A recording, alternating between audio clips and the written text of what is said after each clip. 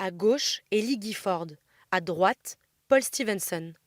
À 6 semaines du Brexit, la vie de ces deux chefs d'entreprise britanniques installés au Touquet pourrait bien basculer.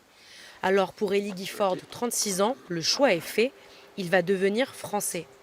Si je reste anglais, j'aurais peut-être besoin d'un titre de séjour ou justifier de quelque chose pour avoir le droit d'exercer mon activité ici. L'extrême, ce serait de ne pas avoir le droit d'avoir la signature bancaire pour l'entreprise. Son entreprise de confiture et de condiments fournit les plus grandes tables anglaises. Elle représente 35% de son chiffre d'affaires. Pour garder ses prestigieux clients, il a dû les rassurer. J'ai pris contact avec tous mes clients anglais pour l'expliquer, dans le pire cas de figure, hard Brexit, comment nous, on devrait faire pour importer les produits, pour qu'ils aient toujours nos confitures sur leur table. Paul Stevenson vit entre la France et le Royaume-Uni depuis plus de 30 ans. Pour lui, changer de nationalité ne réglerait pas le problème.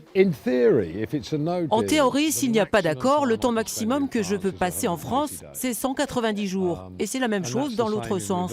Donc si je suis français, j'aurai les mêmes restrictions. Ce qui inquiète particulièrement cet importateur de fromage anglais et français, c'est de ne plus pouvoir travailler à cause du Brexit. En cause, les nombreuses réglementations qui deviennent caduques et les délais allongés par les contrôles de douane rétablis. En ce moment, on a un accord commun. Il y a une étiquette sous mes fromages estampillée Union européenne et ces règles d'hygiène sont communes à tous les pays de l'Union européenne. Le 1er avril, tout ça, ça disparaît.